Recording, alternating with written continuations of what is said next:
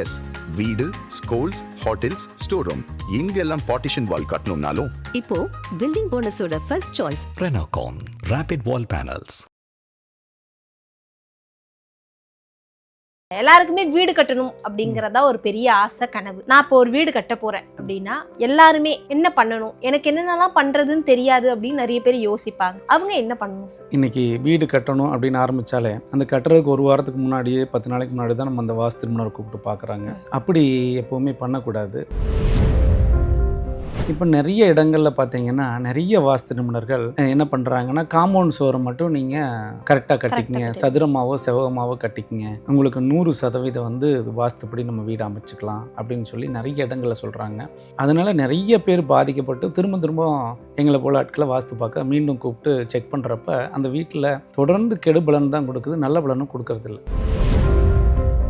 Cantilever படிக்கட்டுகள் அப்படிங்கிற ஒரு விஷயம் இப்போ ரொம்ப ட்ரெண்டாக போய்கிட்டு இருக்கு. வீடு கட்டணும் அப்படின்னாலே கேண்டிலிவர் படிக்கட்டு தான் வைக்கணும் அப்படிங்கிற ஒரு கான்செப்டுக்கும் நம்ம எல்லாருமே வந்துட்டோம். இது எப்படி பாக்குறீங்க சார்? புதுசா ஒருத்தவங்க வீடு கட்டணும் அப்படின்னா கேண்டிலிவர் வச்சு தான் கட்டணுமா? எங்கெல்லாம் கேண்டிலிவர் படிக்கட்டு வச்சாங்களோ அங்கெல்லாம் கோயிலாக அலைஞ்சிட்டு இருக்காங்க. இன்னைக்கு ஒவ்வொரு வீடியோவிலுமே நான் சொல்கிற பதிவேவோ எந்த ஒரு வாஸ்து நிபுணர்கள் கூறும் பதிவேவோ நீங்கள் பார்த்து அப்படியே எடுத்துக்காதீங்க. அதை ஆய்வு செய்து பாருங்கள். யார் சொல்கிறது உண்மை, எது தவறு, எது சரி அப்படின்னு ஆய்வு செஞ்சு அதுக்கப்புறமா ஒரு மனையவோ ஒரு வீடியோவோ கட்ட ஆரம்பிக்கிறது ரொம்ப சிறப்பாக இருக்கும். ஆதன ஆன்மீகம் நேயர்களுக்கு ஷாம்லாவின் அன்பு கலந்த வணக்கங்கள். நம்ம ஆதன ஆன்மீகத்தில் ஆன்மீகம் சம்மந்தப்பட்ட பல கேள்விகளுக்குமே தினம்தோறும் ஒவ்வொரு வகைகளில் பதில்களை பார்த்துக்கிட்டு இருக்கோம். அந்த வகையில் வாஸ்து ரீதியாக நிறைய தகவல்களை கொடுத்துக்கிட்டு இருக்கக்கூடிய ஸ்ரீ சர்க்குரு வாஸ்து தங்கதுரை அவர்கள் இணைஞ்சிருக்கிறாரு. நிறைய விஷயங்களை இன்றைக்கும் கேட்டு தெரிஞ்சுக்க போகிறோம். வணக்கம் சார். குரு வாழ்க, குருவே துணை. எப்படி இருக்கீங்க சார்? சிறப்பாக இருக்கேன். வாஸ்துவை பற்றி நிறைய விஷயங்களை நம்ம பேசிக்கிட்டு இருக்கோம். எல்லாருக்குமே வீடு கட்டணும் அப்படிங்கிறதா ஒரு பெரிய ஆசை, கனவு. நான் இப்போ ஒரு வீடு கட்ட போகிறேன் அப்படின்னா எல்லாருமே என்ன பண்ணணும், எனக்கு என்னென்னலாம் பண்ணுறதுன்னு தெரியாது அப்படின்னு நிறைய பேர் யோசிப்பாங்க. அவங்க என்ன பண்ணணும் சார்? ஃபஸ்ட்டு இன்றைக்கி வீடு கட்டணும் அப்படின்னு ஆரம்பித்தாலே அந்த கட்டுறதுக்கு ஒரு வாரத்துக்கு முன்னாடியே 10 நாளைக்கு முன்னாடி தான் நம்ம அந்த வாஸ்து நிபுணரை கூப்பிட்டு பார்க்குறாங்க. அப்படி எப்போவுமே பண்ணக்கூடாது. ஒரு வீடு கட்ட ஆரம்பித்தா அந்த வீட்டுக்கு அடிநீளம் அப்படிங்கிறது தான் ரொம்ப அத்தியாவசியமான ஒன்றாகும். அப்போ நீங்கள் அடிநீளம் அப்படிங்கிறத ஃபஸ்ட்டு பார்க்கணும். அதுக்கப்புறம் தான் நம்ம வந்து வீடு கட்ட ஆரம்பிச்சிங்கன்னா பெட்டராக இருக்கும். சப்போஸ் அடிநிலம் அப்படிங்கிறது வீடு கட்டக்கூடிய இடம். அப்போது அந்த நிலம் எப்படி அமைப்பில் இருந்தால் உங்களுக்கு நன்மையை கொடுக்கும் அப்படிங்கிறத தெரிஞ்சுக்கணும். இப்போது அடிநிலம் அப்படிங்கிறது சதுரம் அல்லது செவ்வகமாக இருக்கணும்னு சொல்லி நம்ம தொடர்ந்து பதிவிட்டுக்கிட்டே வர்றோம். இதில் எது பெஸ்ட்டு அப்படின்னு பார்த்தீங்கன்னா, ஃபஸ்ட்டு செவ்வகம் அப்படிங்கிறது தி பெஸ்ட்டு, செகண்டு சதுரம். அப்போது ஒரு இடத்திற்கு இப்போ ஒரு இடம் வந்து வடகிழக்கில் வடக்கையோ இல்லை கிழக்கையோ வளர்ந்துருந்தாலோ, இல்லை தென்கிழக்கு கிழக்கு தெற்கில் வளர்ந்துருந்தாலோ, இப்படி மேற்கு தென்மேற்கில் தெற்கு பகுதி இப்படி வளர்ந்துருந்தாலும் அது முழுமையான தவறான ஒரு மனையாக நம்ம இந்த வாஸ்துவில் தொடர்ந்து சொல்லிட்டு வர்றோம்.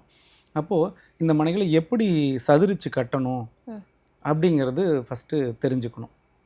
அப்போ சதுரிக்கிறதுனா என்ன அப்படின்னா, இப்போ நிறைய இடங்களில் பார்த்தீங்கன்னா நிறைய வாஸ்து நிபுணர்கள் என்ன பண்ணுறாங்கன்னா, காம்பவுண்ட் சோரை மட்டும் நீங்கள் கரெக்டாக கட்டிக்கிங்க, சதுரமாவோ செவகமாவோ கட்டிக்கிங்க, உங்களுக்கு 100% வந்து வாஸ்துப்படி நம்ம வீடு அமைச்சிக்கலாம் அப்படின்னு சொல்லி நிறைய இடங்களில் சொல்கிறாங்க.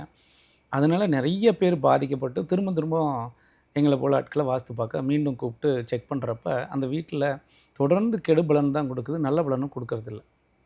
அதுக்கு காரணம் என்னென்னா, ஒரு உடம்புக்கு சரியில்லை அப்படின்னா மேலே ஒரு நல்ல சட்டை போட்டுக்கிட்டால் மட்டும் போதாது. அப்போது அந்த இடத்த முதல்ல சரி பண்ணணும். அப்போ உடம்பை சரி பண்ணாத வெறும் சட்டை மட்டும் போட்டுவிட்டால் உடம்பு சரியாயிருச்சு நம்ம எடுக்க முடியாது இல்லையா? அது மாதிரி தான். அப்போது இடத்த சரி பண்ணுறது எப்படி அப்படின்னு சொல்லி பார்த்தீங்கன்னா, ஒரு இடத்த என்ன பண்ணுவாங்கன்னா சதுரிச்சுக்குங்கன்னு சொல்லுவோம். அவங்க சதுரிக்கிறது அந்த சதுரமாக இருக்கிற இடம் வந்து ஒன்று கணவர் பேரில் எழுதுவார், அந்த எக்ஸ்ட்ரா வளர்ந்த இடத்த வந்து மனைவி பேரில் எழுதுவார். இது முழுக்க தவறு. ஏன்னா கணவன் மனைவி அப்படிங்கிறது சிவன் பார்வதி மாதிரி தான். 2 பேரும் பாதியானவர்கள் தான் இந்த கணவன் மனைவி அப்படிங்கிறது. அப்போது நீங்கள் இதை சதுரிக்காமல் ஒரு பார்ட்டை வந்து தவறான பார்ட்டை மனைவி பேர்லேயும் சரியாக இருக்கிற கணவன் பேரில் கட்டினாலும் அந்த குடும்பத்தில் இருக்கக்கூடிய வாரிசுகளுக்கோ இல்லை அந்த குடும்பத்தில் அடுத்தடுத்து வர பேர குழந்தைகள் இது போல் சந்ததியர்களுக்கு தொடர்ந்து கெட்ட பலனை தான் கொடுக்கும், நல்ல பலனை கொடுக்கறது இல்லை. இது நாங்கள் தொடர்ந்து நிறைய இடங்களை பார்த்ததுனால தான் இதை பதிவிடுறோம். நான் ஒவ்வொரு வீடியோவிலையுமே நான் சொல்கிற பதிவேவோ எந்த ஒரு வாஸ்து நிபுணர்கள் கூறும் பதிவேவோ நீங்கள் பார்த்து அப்படியே எடுத்துக்காதீங்க. அதை ஆய்வு செய்து பாருங்கள். யார் சொல்கிறது உண்மை, எது தவறு, எது சரி அப்படின்னு ஆய்வு செஞ்சு அதுக்கப்புறமா ஒரு மனையவோ ஒரு வீடியோவோ கட்ட ஆரம்பிக்கிறது ரொம்ப சிறப்பாக இருக்கும் அப்படிங்கிறத தொடர்ந்து பதிவிட்டுக்கிட்டே வர்றோம். இப்போ நீங்க சொல்லும்போது சொல்றீங்க சதுரம் செவ்வகமா இருக்கணும் அப்படின்னு. சில மனைகள் முக்கோணமா இருக்கும், சில மனைகள் கோஸ் மனையா கூட இருக்கும். அப்படிங்கிற பட்சத்துல அவங்க அப்ப அந்த மனையில வீடே கட்டக்கூடாதா சார்? இப்போது முக்கோண மனைகளில் பெரும்பாலான இடங்களில் வீடோ இல்லை கமர்ஷியல் பில்டிங் பண்ணுறப்போ பெருசாக சக்ஸஸ் ஆகிறதில்ல. இது நம்ம நேரடியாக எல்லாத்தையும் யாராவது சந்தேகம் இருந்தாலும் நேரடியாக நாங்கள் அழைச்சிட்டு போய் காமிச்சிருக்கிறோம். எப்போவுமே இப்போ ஒரு மொபைல் ஃபோன் அப்படின்னிங்கன்னா அது சதுரமாகவோ செவ்வகமாகவோ இருந்தால் தான் நம்ம பயன்படுத்த முடியும். ஒரு டிவி அந்த காலத்துலேருந்து இந்த காலத்து வரைக்கும் டிவி வந்து சதுரமாக வச்சா பார்க்க முடியாது. செவ்வக வடிவாக இருந்தால் தான் அது பயனுள்ளதாக இருக்கும். நீங்கள் எந்த பொருளாக வேணும் எடுத்துங்க. ஒரு டீப்பாயிலேருந்து, ஒரு சோபா செட்லேருந்து, ஒரு டைனிங் டேபிள்லேருந்து மேக்ஸிமம் 99% சதுரமாகவோ செவ்வகமாகவோ இருந்தால் மட்டும்தான் பயன்படுத்த முடியும். அதனால தான் இதை சதுரம் செவ்வகம் அப்படின்னு சொல்லி தொடர்ந்து நாங்கள் சொல்லிகிட்டு வர்றோம். மற்றபடிக்கு நீங்கள் இன்றைக்கி சயின்டிஃபிக்காக சொல்கிறோம், இல்லை வாஸ்துவில் சொல்கிறோம், இதை கண்டுபிடிச்சி சொல்கிறோம், ரிசர்ச் பண்ணி சொல்கிறோங்கிறதெல்லாம் ஒன்றுமே இல்லை. நம்ம ஹேண்டிலிங் அப்படிங்கிறதுக்கு சதுரம் செவ்வகம் நல்லா இருக்கும். அதே போல் தான் வீட்டிற்கும் சதுரம் செவ்வகமான வீடுகள் நல்ல பலனை கொடுக்குங்கிறோம். கேண்டிலிவர் படிக்கட்டுகள் அப்படிங்கிற ஒரு விஷயம் இப்போ ரொம்ப ட்ரெண்டாக போய்கிட்டு இருக்கு. வீடு கட்டணும் அப்படின்னாலே கேண்டிலிவர் படிக்கட்டு தான் வைக்கணும் அப்படிங்கிற ஒரு கான்செப்ட்டுக்கும் நம்ம எல்லாருமே வந்துட்டோம். இது எப்படி பார்க்குறீங்க சார்? புதுசாக ஒருத்தவங்க வீடு கட்டணும் அப்படின்னா கேண்டிலிவர் வச்சு தான் கட்டணுமா? இதில் நிறைய பேருக்கு குழப்பங்கள் இருந்துட்டு தான் இருக்குது. இப்போ கேண்டிலிவர் படிக்கட்டு எப்படி கட்டணுங்கிறது ஒரு வரைமுறை இருக்குது.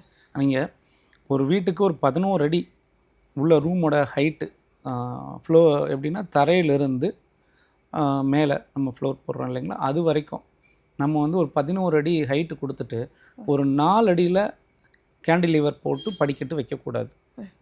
அப்போ அதுக்குன்னு ஒரு அளவு இருக்குது.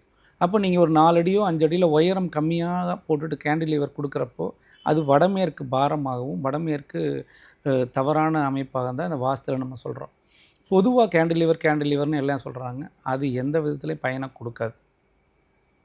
இதே மாதிரி சமீப காலத்தில் பார்த்திங்கன்னா ஒரு 2-3 ஆண்டுகளுக்கு முன்னாடி ஒரு கும்பல் வந்தாங்க. அவங்க வந்து கேண்டிலிவர் தான் 100% பெஸ்ட் அப்படின்னாங்க. கேண்டிலிவர் அப்படிங்கிறது எப்படி கொடுக்கணும்னே அந்த கும்பலுக்கு தெரியல. ஒரு வீட்டுக்கு ஒரு 10 அடிக்கு மேலே கேண்டிலிவர் கொடுத்தீங்கன்னா, இப்போ வடக்கு பக்கம் கொடுத்தீங்கன்னா அது வடக்கு சுமை, கிழக்கு பக்கம் 10 அடிக்கு மேலே கொடுத்தீங்கன்னா கிழக்கு சுமை. அப்போது நீங்கள் வடக்கோ கிழக்கோ சுமைகள் கொடுக்குறப்ப அந்த வீட்டில் ஆண்களோ பெண்களோ பாதிக்கப்படுறாங்க. அதனால கேண்டிலிவர் அப்படிங்கிறது எப்படி கொடுக்கணும் அப்படிங்கிறது தெரிஞ்சு பண்ணணும். ஒரு 6 அடியிலேருந்து 8 அடி வரைக்கும் அதிகபட்ச கேண்டிலிவர் அப்படிங்கிறது கொடுக்கலாம். அதுக்கு மேலே கொடுக்கறது முழுக்க தவறு. அதனால் இந்த கேண்டிலிவர் அப்படிங்கிறது வந்து பழைய கால முறையிலலாம் எடுத்துட்டிங்கன்னா கோயில்கள், எந்த கோயில்களாச்சும் கேண்டிலிவரில் ஏதாவது கட்டடங்கள் கட்டியிருக்காங்களா? இல்லை, எங்கேயுமே கிடையாது. 99% எனக்கு தெரிஞ்சு எங்கேயுமே கிடையாது.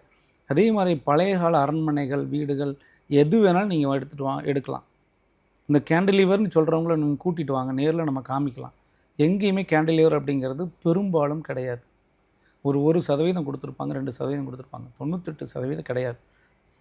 எப்போவுமே முன்னாடி வந்து நீங்கள் ஃபோர்ட்டிக்கு அப்படிங்கன்னா கண்டிப்பாக பில்லர் போட்டு தான் கொடுப்பாங்க. அப்போ தான் அது வந்து லோடு தாங்கும். எப்போவுமே அது ஸ்டாண்டர்டாக இருக்கும். இன்னொன்று நமக்கு யூசேஜுக்கு அது நல்லாயிருக்கும். இப்போ கேண்டிலிவர் அப்படின்னு சொல்லி பொதுவாக சொல்லிவிட்டு இப்போ மக்கள் எல்லாருமே அந்த கேண்டிலிவர் நிறைய கேட்குறாங்க. அப்போ கேண்டிலிவர் தெரியாமல் பண்ணி ஏகப்பட்ட இடத்துல இது மிகப்பெரிய ஒரு தவறாக இருக்குது.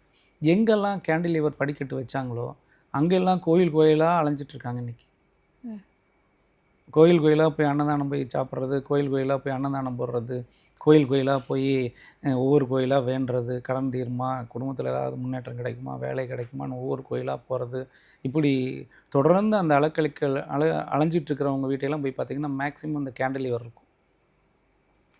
ஒரு வீடு அப்படின்னா அதிகமாக பார்க்கணும் அப்படின்னா இந்த ஜன்னல்களை சொல்லுவாங்க சார். அந்த காலத்துலலாம் வீடுகள் பார்க்கும்போது காற்றோட்டமாக இருக்கும், அவ்வளவு ஜன்னல்கள் இருக்கும் வீடுகளில். இப்போ ஜன்னல் இருக்கிறதே ஒரு பெரிய விஷயமா இருக்குது. அந்த ஜன்னலை எங்கே அமைக்கிறது அப்படிங்கிற ஒரு கேள்வியும் இருக்குது.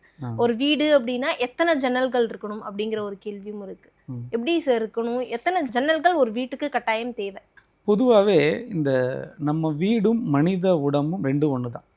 இப்போ நமக்கு எப்படியோ பஞ்சபூதங்கள் தான் ஒவ்வொரு மனித உடம்புலையும் மனிதன் இயங்கிறதுக்கு பஞ்சபூத சக்தி தேவை. அதே மாதிரி தான் வீடும் இயங்கிறதுக்கு பஞ்சபூத சக்திகள் தேவை. இப்போ மனிதனோட உடம்பை ஒப்பிட்டு தான் இந்த வாஸ்து அப்படிங்கிறதையும் நம்ம பார்க்குறோம். அப்போது ஒரு மனிதனுக்கு 2 கண்கள் இருக்குது அப்படின்னா வீட்டுக்கு ரெட்டைப்படையில் ஜன்னல்கள் வைக்கணும். தலைவாசல் வாய் அப்படின்னா நம்ம சாப்பிடக்கூடியது, இது வந்து ஒத்தப்படையில் தான் கொடுக்கணும். தலைவாசல்கள் ஒத்தப்படையில் தான் அமைக்கணும். ஜன்னல்களில் பொதுவாகவே வந்து என்ன பண்ணுவாங்கன்னா சின்ன சிங்கிள் விண்டோ கொடுக்கலாமா டபுள் கொடுக்கலாமான்னு கேட்பாங்க. குறைந்தது 2 கதவுகள் இருக்கக்கூடிய ஜன்னல்கள் கொடுக்கறது 100% நல்லா இருக்கும் அப்படிங்கிறோம். ஏன்னா பழைய வீடுகள்லேருந்து இன்னைக்கு வரைக்குமே எல்லா வீடுகள்லையும் அந்த இரட்டை ஜன்னல்கள் அப்படி தான் நம்ம கொடுத்துட்டு வர்றோம். ஒத்த கண் இருக்கக்கூடிய ஜன்னல்கள் கொடுக்கறதில்ல. இது எப்படி எடுக்கணும்னா, ஒன்று கண் ஒன்று காது, ஒன்று ரைட் சைடு நமக்கு ஒரு கண் இருக்குது ஒரு காது இருக்குது இல்லையா, அதே போல் தான் ஒரு ஜன்னலுக்கு 2 கதவுகள் இருக்கிறது, ஒரு கண் ஒரு காது அப்படிங்கிறத நம்ம எடுத்துக்கலாம். இது நான் புரிதலுக்காக தான் சொல்கிறேன். இதை உடனே ஆய்வு பண்ணி இதில் வந்து நீங்கள் இது கண்ணா காதா மூக்கா வாஸ்துக்கு இதுக்கெல்லாம் யாரும் கேட்கலாம் வேணாம். இது ஒரு புரிதலுக்காக ஒரு எடுத்துக்காட்டுக்காக தான் நான் இதை சொல்கிறேன். அப்போது ஒரு ஜன்னல்கள் அப்படிங்கிறது இரட்டைப்படையிலையும் கதவுகள் வாசல்கள் அப்படிங்கிறது ஒற்றைப்படைகள் கொடுக்கறது ரொம்ப ரொம்ப சிறப்பு கொடுக்கும். இப்போது நீங்கள் பேசும்போது சொல்லியிருந்தீங்க வாஸ்து வந்து நம்மளுடைய உடம்பு மாதிரி அப்படின்னு. ஆனால் இப்போ இருக்கிற உடம்புல தானே சார் நிறைய பிரச்சனைகள் இருக்குது. அப்பயும் நம்ம முன்னோர்கள் வீடு கட்டியிருந்தாங்க, அதில் அவ்வளோ வாஸ்துல பிரச்சனை இல்லையே சார். அப்போ முன்னோர்கள் எல்லாமே 100 வருஷம் வரைக்கும் வாழ்ந்தாங்க. இப்போ இருக்கிற நம்மெல்லாம் எத்தனை வருஷம் வாழ்வோம்னு நமக்கே தெரியல. வாஸ்துவால தான் நம்மளுடைய உயிருக்கும் காலம் இல்லைன்னு சொல்கிறீங்களா? உண்மைதான். இப்போது நம்மளுடைய பண்பாடு கலாச்சாரம் நம்மளுடைய பழக்க வழக்கங்கள் எல்லாமே மாறிட்டு வந்துகிட்டே இருக்குது. இப்போ என்ன ஜென்சி கிட்ஸ் ஆகிட்டு வந்துட்டுருக்குறோம் நம்ம. அப்போது அதுக்கு தகுந்த மாதிரி கால ஓட்டத்துக்கு தகுந்த மாதிரி நம்மளும் எல்லாத்தையும் அப்டேட் பண்ணணும்ல. அன்றைக்கி நடந்து போனாங்க, அதுக்கப்புறம் கட்ட வண்டியில் போனாங்க, சைக்கிளில் போனாங்க. இன்றைக்கி எல்லோரும் அப்படி போகிறாங்களா? அப்போ காலத்துக்கு தகுந்த மாதிரி எல்லாத்துக்குமே அப்டேஷன் வேணும்ல. அதுக்கான மாற்றங்கள் இருந்தால் தானே மாற்றங்கள் நிகழும். அப்போ காலத்துக்கு தகுந்த மாதிரி நம்ம ஒவ்வொன்றையும் மாற்றி அமைக்கணும் அப்படிங்கிறோம். அப்போது அதற்கு எப்படி பண்ணணும் அப்படின்னீங்கன்னா, ஒவ்வொருத்தருடைய எண்ண ஓட்டங்கள் எப்படி இருக்குது. அந்த காலத்தில் பணம் அப்படிங்கிறத பெருசாக நினைக்க மாட்டாங்க, உறவுகளை தான் பெருசாக நினைப்பாங்க. ஆனால் இன்றைக்கி அப்படின்னீங்கன்னா 99% பேர் பணம் அப்படிங்கிற ஒரே குறிக்கோளோடு தான் நம்ம பயணப்படுறோம். உறவுகள் அப்படிங்கிறது பெருசாக எடுத்துக்கிறது இல்லை. உறவுகள் வந்தாங்கன்னா ஹாய் பாய் அப்படின்ட்டு போயிட்டுருக்கிறது தான் இன்றைக்கி இருக்குது. ஸோ அப்போ இன்றைய காலகட்டத்துக்கு தகுந்த மாதிரி வாஸ்துப்படி வீட்டை அமைச்சாதான் அதில் ஆரோக்கியம், உறவுகள், வெற்றி தோல்விகள் எல்லாமே இருக்கும். அப்படி இல்லை அப்படின்னா நிச்சயம் அது பாதிப்பு கொடுக்க தான் செய்யும். ஜன்னலுக்கு வந்து சொல்லியிருந்தீங்க இரட்டை கதவு வச்சு நம்ம இப்போ வரைக்கும் அப்படிதான் பண்ணிக்கிட்டு இருக்கோம் அப்படின்னு. நான் இப்போ வீடு கட்டுறாங்க அப்படின்னா பலருடைய வீடுகளில் ஜன்னல் அப்படிங்கிறது ஸ்லைடு டோராக தான் இருக்கு. அது ஒரு டெக்னாலஜியா இல்லை அது பார்க்க நல்லா இருக்கு, அது மேல ஒரு ஈர்ப்பு போய் இப்போ நிறைய பேர் அந்த ஸ்லைட் டோர் தான் வைக்கிறாங்க. அப்படி வச்சா அவங்க வீட்டில் என்ன மாதிரியான பலன்கள் கிடைக்கும் சார்? இல்லை, நீங்கள் ஜன்னல்கள் அப்படின்னு கொடுத்தா போதுமானது.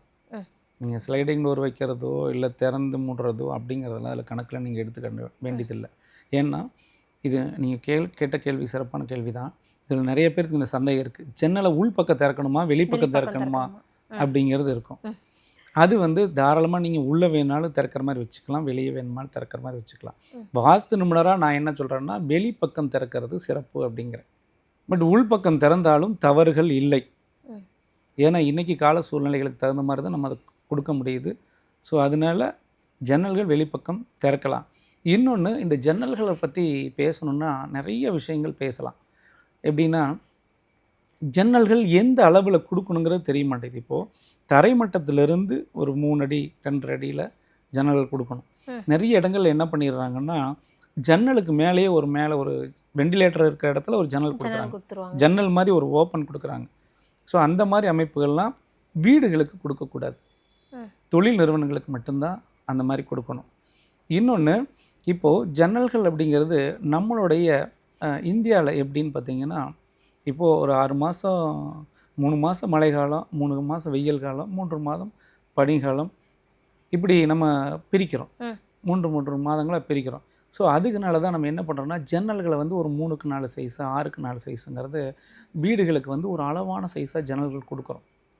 இதே வந்து வெளிநாடுகள் போனீங்கன்னு வச்சுக்கோங்களேன், அமெரிக்கா ரஷ்யா மாதிரி கண்ட்ரிலாம் போனீங்கன்னா அதிகமாக பனிகாலம் அதிகமாக இருக்கும், ம். வெயில் தாக்கம் வெயில்களுடைய அளவுகள் குறைவாக இருக்கும். அதனால தான் என்ன பண்ணுவாங்கன்னா இந்த ஃப்ரெஞ்சு விண்டோன்னு கொடுக்கறது ம். பெருசாக கொடுப்பாங்க. பெருசா.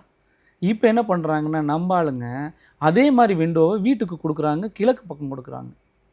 அப்படி கொடுத்தா ஏன்னா நிறைய வாசனமும் கிழக்க திறந்தா வானம் தெரியணும், கிழக்க இருந்து தான் சூரியன் வர்றாரு, கிழக்க ஜன்னல் அடைச்சா பாதிப்புகள் கொடுக்கணும்னு சொல்லி சொல்லி சொல்லி கிழக்க மிகப்பெரிய ஜன்னல்கள் கொடுக்க ஆரம்பிச்சிட்டாங்க.